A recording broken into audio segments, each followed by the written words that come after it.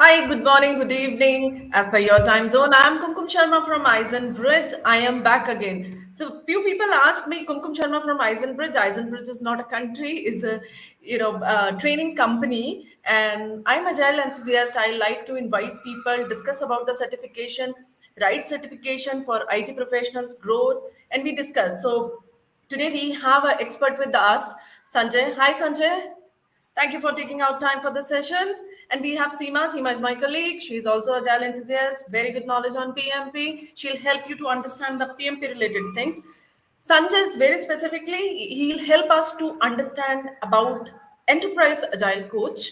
What is the role of enterprise agile coach and how they can add value and what are the right certification if you want to become.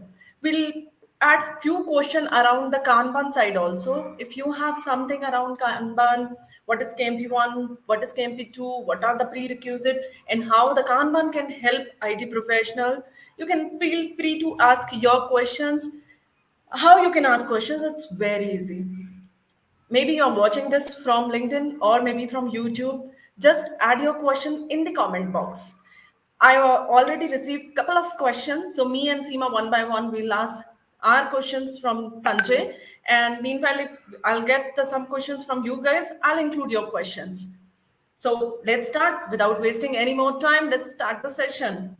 So Sanjay, I would like to, start this session about your experience when you were teaching the, ICP CAT certification. So I heard recently you started these training. So what is your experience? I mean, people are enthusiastic, they are enjoying the training, and they are, liking these certifications. Absolutely, absolutely. So I've been doing this ICP ACC, which is Agile Coach certification for past 6 years now, which started in July 2016. And past 2 3 years, people have been asking us, when are you going to launch CAT certification? Because people have aspiration to go from Scrum Master to Agile Coach and from Agile Coach to Enterprise Agile Coach. And CAT certification helps you prepare for that journey. And finally, we were able to start that very recently. We got the approval, and yes, my first batch is going, and people were very happy. And they, of course, many of them are people who have done ACC certification through us. Welcome back. Okay, thank you, Sanjay. I'm just curious to know. So, is there any prerequisite for the certification ICP CAT? Yes. So, just like you want to be a coach, it's expected that you have played the Scrum Master role, right? And you have basic Scrum knowledge, Agile knowledge. And usually, people who come for a coaching certification have done a CSM, PSM kind of certification, and plus they have been Scrum Master for a while. Same way, if you want to be an enterprise level coach, it's an expectation that you have done Agile coach role, right?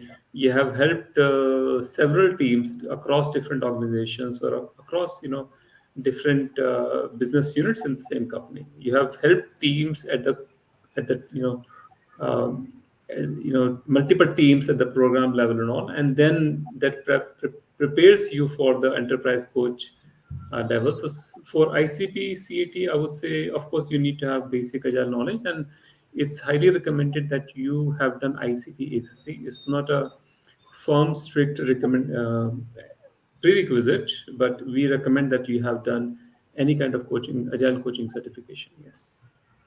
Perfect, perfect. Sounds great. As I can see on Seema's face, she's holding her questions. So, Seema, just I think the few people are just joining. I can see the visitor count is increasing. So let me just give very quick brief about our discussion points. So, guys, we all are agile enthusiasts, and today we are discussing about ICP ACC, which is Agile Coaching, ICP ATF, which is Team Facilitation Certification, and ICP CAT, which is the Enterprise Level Certification. And if you have question around Kanban, feel free to ask. I'll include your questions. Sanjay will answer your questions. And yes, we'll all get the benefits. So, Seema, if you have anything, feel free to ask Sanjay. Yeah. So, Sanjay, now you discussed about Scrum Master role, then Agile Coach role, and then Enterprise role, Enterprise Agile Coach. Seems like a roadmap, and a lot of demands we are observing. And recently in TOI, it was published that we need more coaches than project managers.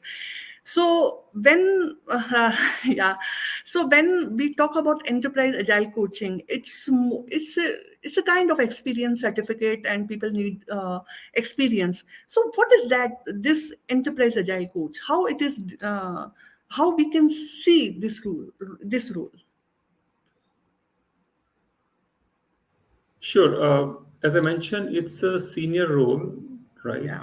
And I'm using the industry definition. Some people might, argue that an agile coach is an agile coach, whether it works, a person works at a single team level, multi-team level, or organization level. Yes, but the way industry sees, just to have a clarity on what exactly a person is expected to do. So the standard definition is an enterprise agile coach is working more at the organization level, helping the whole organization in their transformation journey, right? The organization could be 200 people, 500 people, 5,000 people, right? Usually you would have, one or few enterprise agile coaches, probably one for a big business unit, right? And they will usually be assisted by multiple agile coaches who help uh, transform teams to newer ways of working, right? And I have a quick picture here. Let me share that with you, which might which might help communicate the same idea. Can you guys see my screen? Not yet. Yeah, it's coming. Okay. We can see. Yeah. So this is overall who you can coach in this picture, right? And the top three layers you can consider to be agile coach journey, right?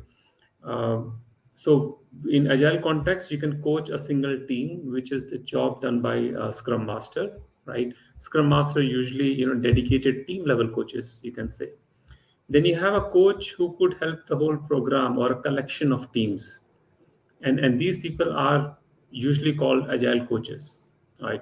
So in other words, Scrum Master is also an agile coach, but it's a more dedicated single team coach. Program level coach or multi-team coach could be working with, let's say, 4 to 6 teams, usually not more than that. And an organization level coach is trying to coach the whole organization. Of course, they'll be assisted by multiple agile coaches and Scrum Masters. That's an enterprise agile coach. Yeah, back to you. Yeah, so we can see this roadmap, and so if we talk about as roles and responsibility in detail, how this enterprise agile coach is different from this agile coach role. Okay. Uh, See, there is a lot of overlap because all of these, are agile coaches, right? You need to have good teaching skills. You need to have good mentoring skills, right? You need to have good facilitation skills. Many of these things are very common between agile coach and an enterprise agile coach. The key difference is the scale. Number one, right, that you are thinking when you're doing facilitation, for example, it's not doing a team level facilitation. You may have to do a large group facilitation, right? Something similar to PI planning that happens in SAFe, right? And the other key difference is you need to have expertise in transformation mastery is what we call that. Transformation mastery is where you are looking at the organization level. You're looking at this whole organization, whether it is 1,000 people, a few hundred people, or a few thousand people, right? So it's not just helping a few teams, but helping the whole organization, which increases your effort, right? It requires more effort from you. You need to do a lot of leadership engagement. How do you talk to leaders, and how do you engage them in the right conversation, right? An example I'll take is many times when I go to leaders who want agile transformation, they may have a picture in their mind that we want to adopt agile, and sometimes that picture may not be that clear. They want to do agile because everybody else is doing, and they believe that if they adopt agile, they will become a better organization, and which is absolutely right. but it's good to have clarity on how exactly you want to improve as an organization, whether you want to improve uh, productivity, quality, turnaround time, uh, value delivery. What exactly is the challenge, or is it the cultural aspect that you want to improve? So an enterprise agile coach talks to leadership, tries to get that clarity, and also gives them a visual framework to improve their thinking, right? And that's a very important conversation because it decides the whole journey of the organization, right? So transformation mastery is one of the key thing, and for other things there is quite a bit of overlap with the normal agile coach. Yeah, seems quite big. So, enterprise agile coach needs to take care of scaling, and he has to be master in transformation mainly. And Yeah. if the person is experienced can take care of transformation, then he must be uh, able to do the engagement at larger level, at organization level. Got it. So if we further continue this conversation related to career opportunities, what is your Mhm. opinion about it?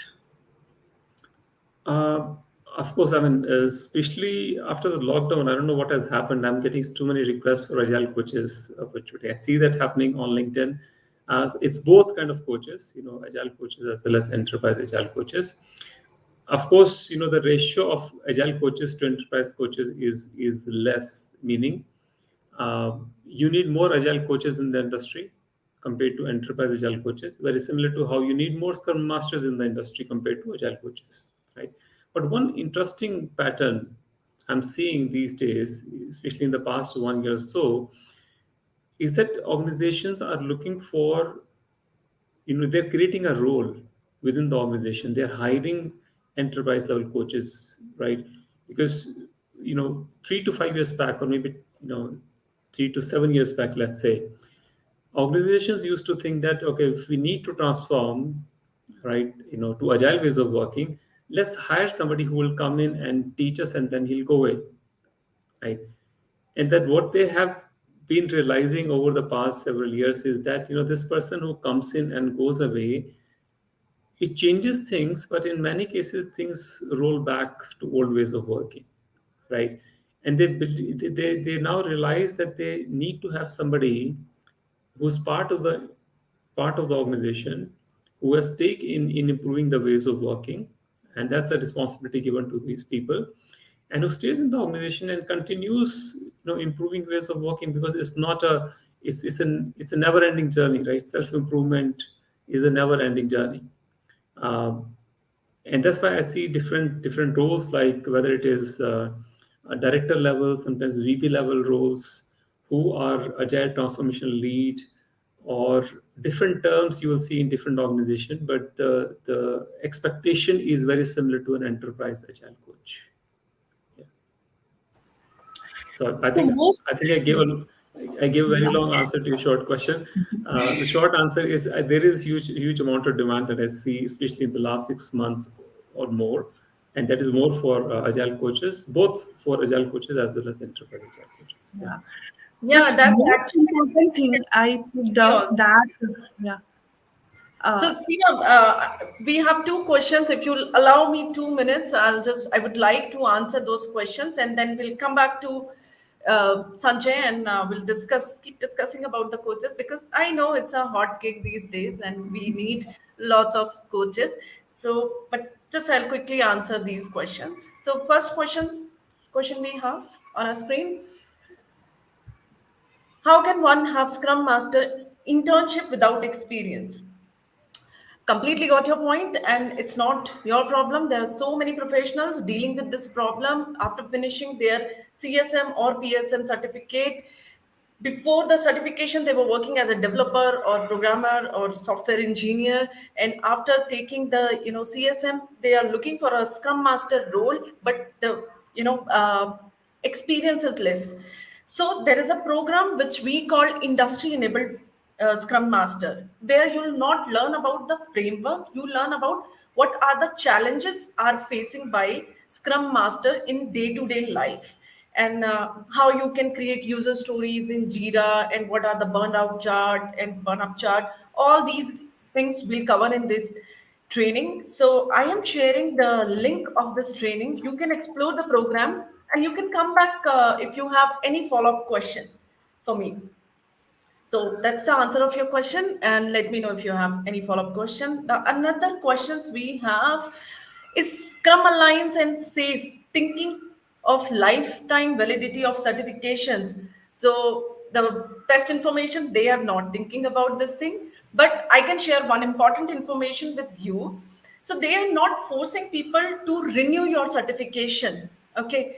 Suppose if you have taken your CSM 3 years back and now it's pending for the renewal, if you don't want to take you pay the renewal charges, this is completely fine. Or if you have leading safe 2 years back, you have taken and now you want to renew, or you don't want to renew, you can renew any point of time after a year, after 2 years, and you'll able to restore your certification as far there is not much version changes.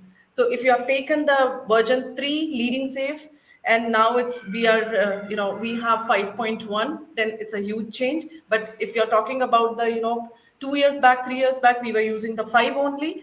So if you don't want to renew, don't renew. But the thought process behind these things, like why they want you to renew, because you upgrade yourself, you read about Scrum and Safe again, and you just give the simple test, and then you achieve your certification again. So let me know if you have any follow-up questions around these two topics.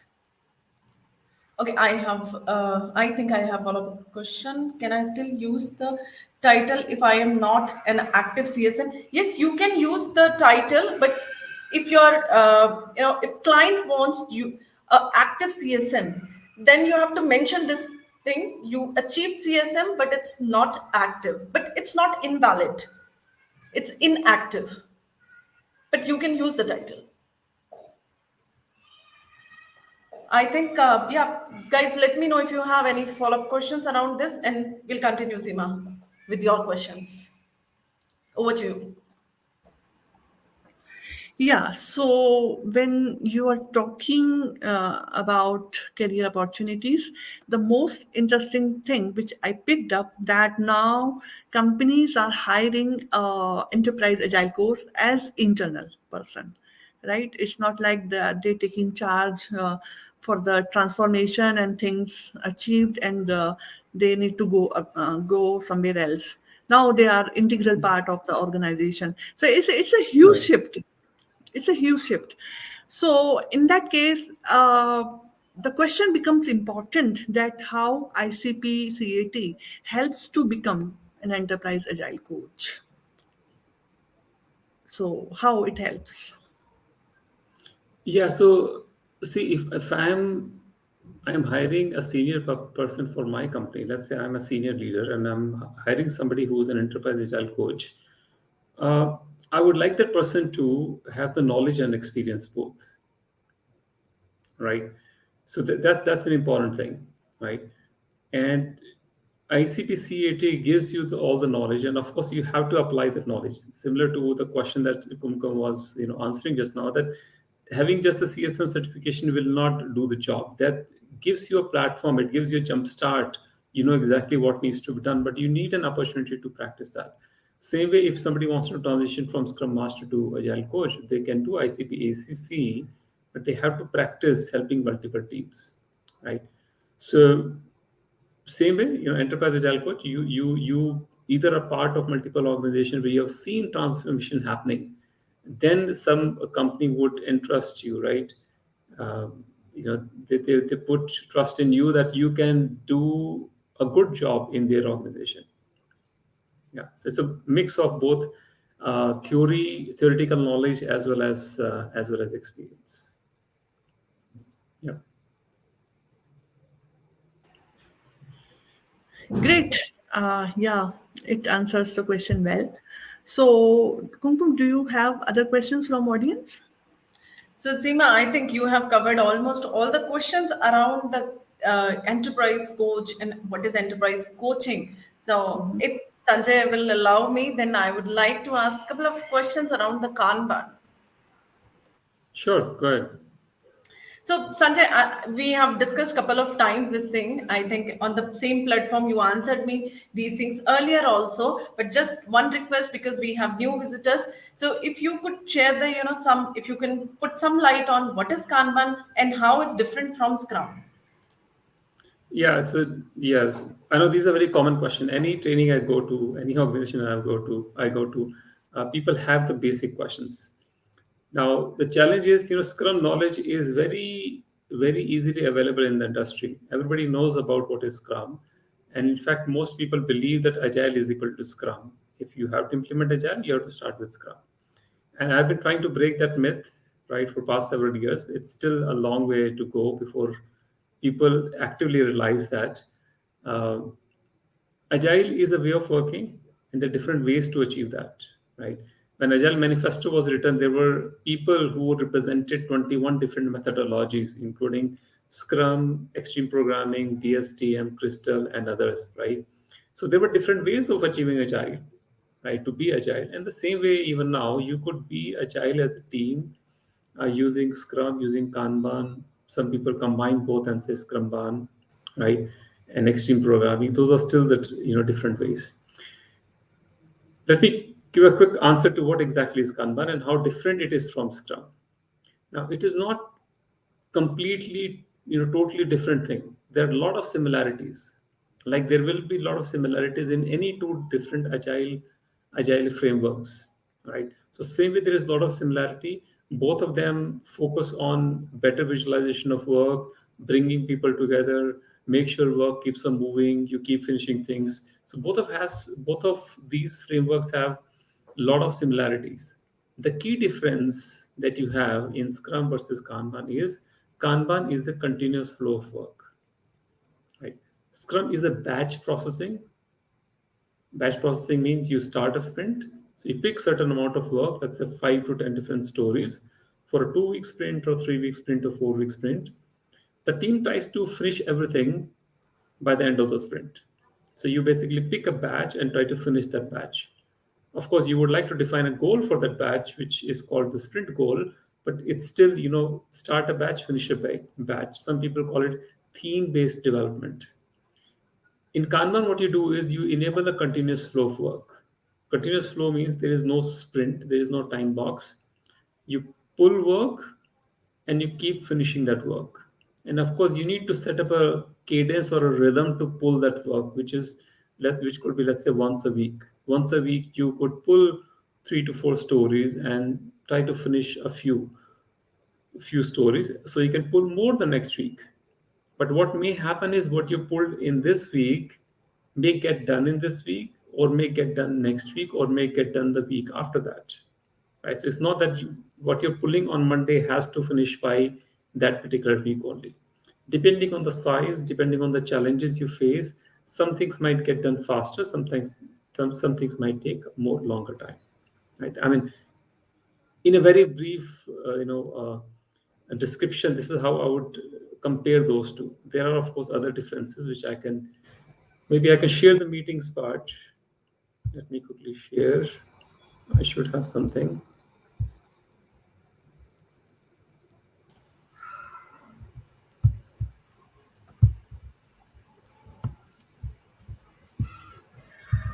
Right.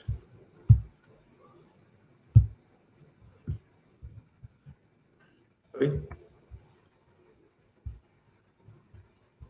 Right. So let's only talk about the meeting part. So we have these are the Scrum meetings all of you are familiar with, right? And we have corresponding meetings in Kanban. Now, this is simple, right? Daily Scrum becomes daily Kanban. Very similar idea, slightly different format, but let's assume, to keep things simple, let's assume that let's keep it to to be exactly same, right? Backlog refinement and sprint planning, both of them sort of get combined and become a replenishment meeting. A sprint retrospective is very similar to your service delivery review or team retrospective, right? There could be slight differences, but there is a rough, you can say, parallel mapping. Sprint review, there is no direct meeting defined in Kanban because Kanban focuses more on the flow of work to make sure you finish things faster. But it's very common that a Kanban team would define something called a product review, where you do the demo and see how we are progressing. That you can decide to do, let's say, once in 2 weeks, or once every week, or once in a month. That's totally up to you. So there's a lot of similarities, but there are some differences also. That's a quick answer to your question. That's awesome. I think a very well defined answer. So in Kanban, we don't have releases, right? We could have releases, absolutely. See, if you look at Scrum Guide does not talk about releases, right? Yeah, true. But people do apply the concept of releases. They say, okay, we may not be able to deploy what we finish every sprint, so we might be able to deploy only once after few sprints. So the concept of release comes up. Same way you can do it in Kanban, right? You're pulling work every week, you're finishing things regularly. If you want to release once in a month, you do it. If you want to release once in a quarter, you do it. If you want to release on demand whenever things are done, absolutely you can do it. So that's a slightly different, disconnected question. How often you want to release? Uh, Yeah. what Kanban is focusing on is you finish early, you keep things, you try to get things ready every now and then. Yeah, Perfect. Awesome. So, Sanjay, can you put some light on what are the six core practices of Kanban? absolutely. That's the next slide. Okay. Six core practices. Of course, there's more than the six core practices, but this should give you a good enough idea of what is Kanban. First one, of course, is visualize your work, right? And Scrum also uses visualization, right? The board that you have, Scrum board, you can say it's a simple kind of Kanban board. So visualize your work, then you limit work in progress, right? That's very important, because if you end up pulling too much of work, then everything will get delayed. So you want to set up a rhythm. If you want to set up a rhythm, you have to limit the amount of work you pull. It reduces overloading, it reduces context switching. That's the second practice. Then you try to manage the flow, make sure things are moving from left to right, and you use different metrics for making sure you have a good, smooth, consistent flow of work, right? Then you make policies explicit. Policies explicit, what this means is that you want to define how do we work as a team, right? Uh, an example from Scrum is the definition of ready and definition of done, right? Similar to that, you create policies, and those policies could be at the workflow level. Those policies could be at the column level, a particular activity like development. When do you say development is done? When do you say testing is done? When do you say item is ready to be pulled? Right, those are explicit policies. You could also have policies with respect to what are different classes of service, right? Then you have different feedback loops or different meetings that you have. I talked about that just a few minutes ago. And the sixth one is a core belief that we want to continuously improve, right? And we want to do that, you want to put that as a collaborative effort. Come together, figure out how are we doing, and keep trying to improve. And we try to take a hypothesis driven approach. Uh, and as you can see, there are quite a bit of similarities: visualization, improving, regularly, establishing the feedback loops, making policies explicit. Got a lot of similarities with Scrum and some differences also. For example, the metrics are also different. We'll talk about that later. Any follow-up questions, Kumkum? No, I'm good. I'm good. Thank you, Sanjay, for sharing all these things. I think you're well prepared for this session. We must appreciate your efforts.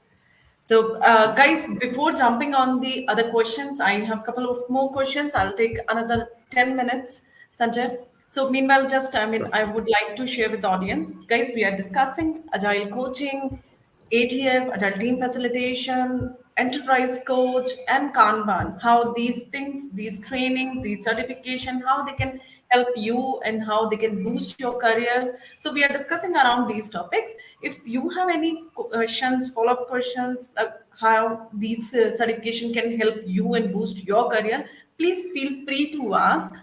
You can post your questions in the comment section. I'll include your questions, and Sanjay will definitely answer your questions.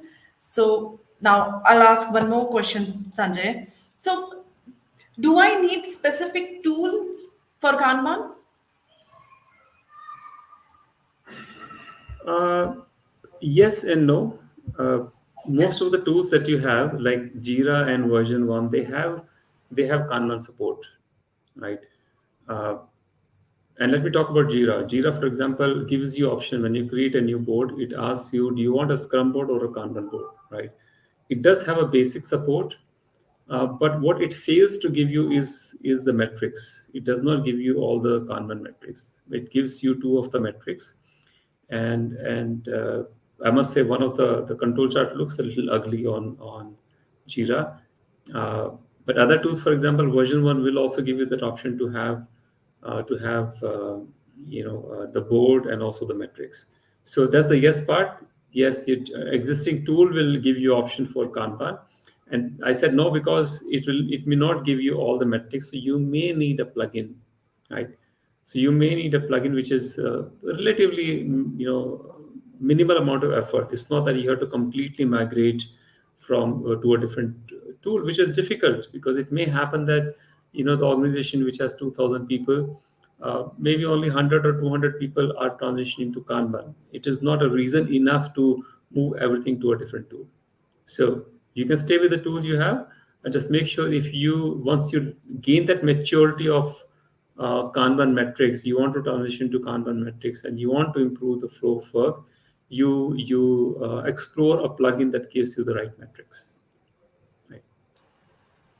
Perfect, perfect, Sanjay. Thank you very much for answering this. So, one more question, Sanjay. So, do you have to know Scrum as well if you want to use Kanban? No, just like you don't need to know Kanban to do Scrum, right? Okay. You don't have to know Scrum to do Kanban. But what usually happens is people who come to Kanban trainings, right? They already have the knowledge of Scrum, and that's where the tendency is uh, that okay, how is it different from Scrum, right? So we end up talking about those things, but you don't have to know Scrum. Uh, Awareness of Scrum may help a little bit, right? Now, for example, two common practices that or most of the Scrum teams use is the user story format and story point estimation, right? Now, interestingly, both of these ideas, even though people believe it's integral part of Scrum, none of them is mentioned in the Scrum guide, right? User story is not part of Scrum. Story point estimation is not part of Scrum. User story comes from extreme programming, and story point estimation comes from a different source. But people assume it's part of Scrum. And just like you could use user story and story point estimation in Scrum, and logically, if you see, you can use it for a waterfall project also. So same way, you can also use the same thing in Kanban also. So just giving an example that if you have used Scrum and you are aware with some practices like daily stand-up, retrospective, user story, and others, it will make it easier for you to adopt Kanban. You can use the same practices in Kanban, but it's not a entry criteria. Yeah. Perfect, perfect. Sounds really great. So, guys, there is no dependency on Scrum. If you don't know Scrum, you can go for the Kanban training. Feel free to join the trainings as well. So, one last question around the Kanban, then we'll Mhm. discuss the generic stuff before closing. So, how do I measure team progress in Kanban? Good question. I I personally love metrics, right?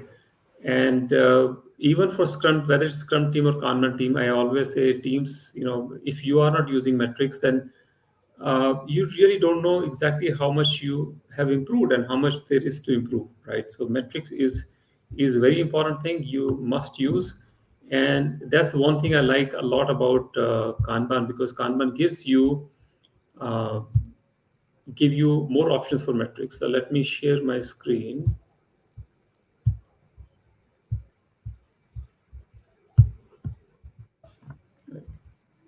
So we have these two common metrics in Scrum, right? Sprint burn-up chart or burn-down chart and velocity chart. Similarly, we have these multiple metrics in Kanban, right? Now, I won't have time to explain all of them quickly, but I'll quickly do a rough mapping that we can do.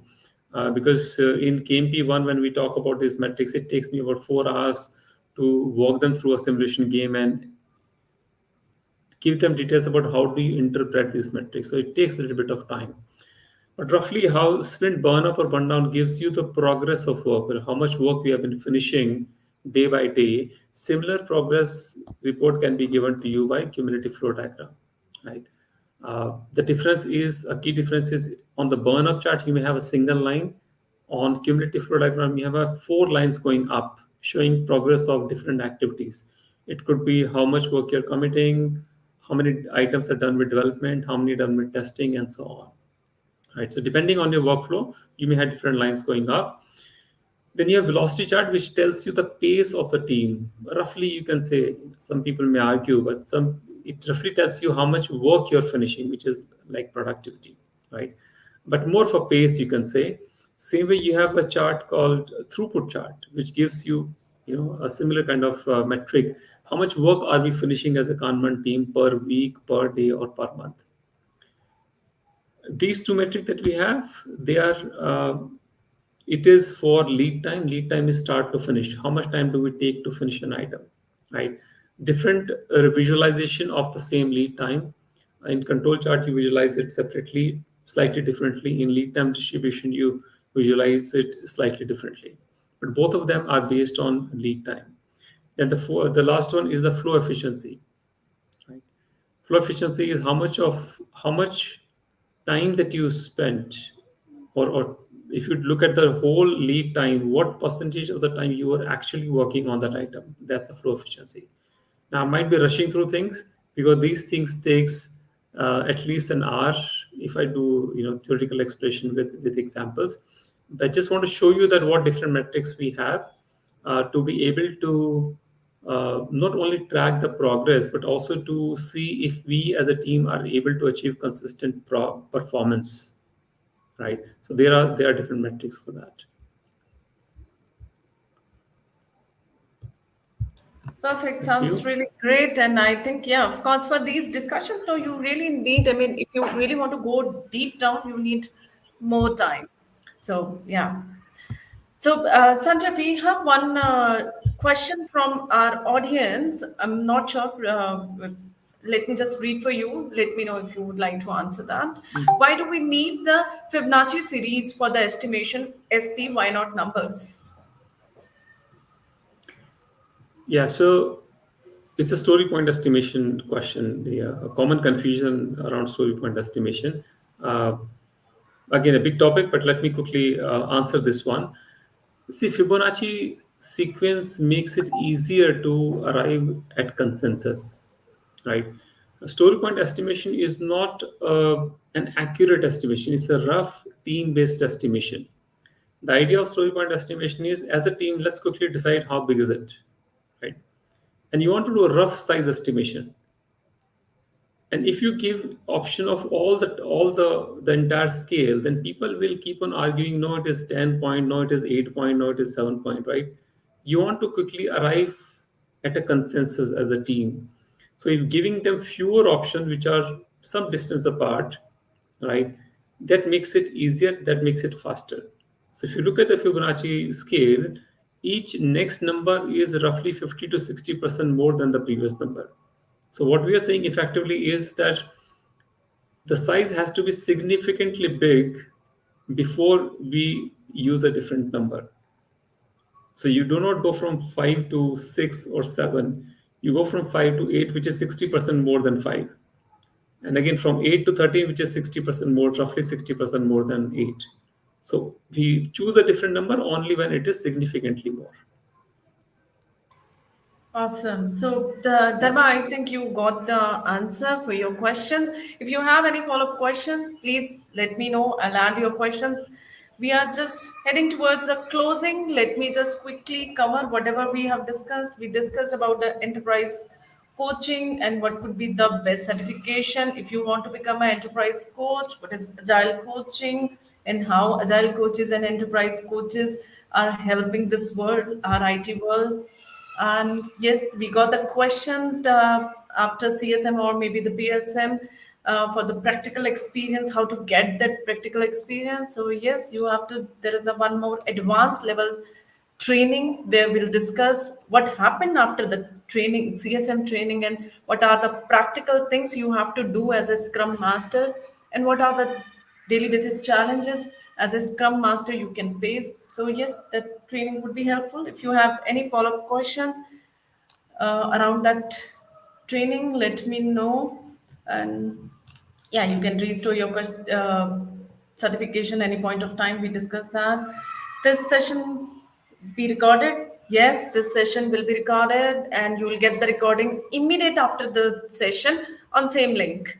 If you're watching from YouTube, just you can watch the same link on YouTube, and if you're watching from LinkedIn, same link for LinkedIn. So one more question we got, Sanjay. I'm just adding that question for you. I'm reading. What is the difference between story points versus story hours? So get rid of this concept called story hours. That's a short answer. It looks like somebody has made up this concept. There's nothing called story hours. Somebody who did not understand story point estimation is trying to put in his ideas about how it has to be done. Right. So there's nothing called story hours. Story point estimation is a relative estimation. It should never be equated to time. You should never say that, okay, one story point is equal to X number of hours or X number of days. It doesn't make sense. Awesome. That was crisp and bang on. Thank you, Sanjay. Thank you very much for answering all the questions. Just one last thing, guys, from my side. So we discussed about the Kanban, and there are two trainings with those two are famous in the space of Kanban, KMP 1 and KMP 2. Okay, we do have both trainings, and Sanjay has the next batch of Kanban on 8th and 9th October. Am I right, Sanjay? Hope I'm not confused about the dates. It's 8th and 9th October, right? Yes, it's 8th and 9th, Saturday, Sunday, 2-day training. Yes. I think it's the batch is confirmed, right? Yeah. We Okay. yeah. There are a lot of enrollments for that batch. Yes. So if you like to join that batch, if you want to explore 16 hours of Kanban training with Sanjay, please let me know. And you can drop us an email at sales@eisenbridge.com. Our team will come back to you with all the informations. And yes, Sanjay, before closing the session, any last minute thoughts you would like to share with people around the training, certification, and what kind of trainings and certification IT professionals should take time to time to get the benefits and for their growth? Yes, difficult to say. It depends on the journey of an individual, but I'll give a very general thought here. Be open to new ideas, right? Read books, read articles, be open to different approaches, right? That's what I will in general say. I feel I see that a lot that people make a quick assumptions, like they're in a hurry to decide something. For example, an organization of 1,000 people is adopting Agile. They would make an assumption that Agile is equal to Scrum. That's number one. And then within Scrum also they will enforce that every team has to follow 2 week sprint, whatever is the context, right? All these are limiting factors, right? So if you want to really adopt Agile, you have to keep your mind open and take a hypothesis driven approach. Try it out, see if it works or doesn't work. If it doesn't work, change something, try something else. Look for ideas outside. Do not just, your journey will not be done if you just look at Scrum Guide and try to force that Scrum Guide onto people, right? So be open to new ideas, discuss a lot with people, read books, attend training, or look at the LinkedIn articles. Yeah, broaden your thinking. Awesome. Noted all the points. Anyways, I mean, I like to read books, but yeah. So, of course, the trainings and brainstorming and discussing the problems within the organization, outside the organization, it's always help. Yeah, true. Thank you very much, Sanjay. Thank you very much for taking out time for this session. And yeah, we'll come back again. So next Friday, I'm coming at the same time with Saket Bansal. So if you have any questions for Saket, just you can post your questions. I'll publish that link soon. And yeah, so see you next Friday, same time, 7 p.m. IST. Take care of yourself and yeah, bye. Thank you.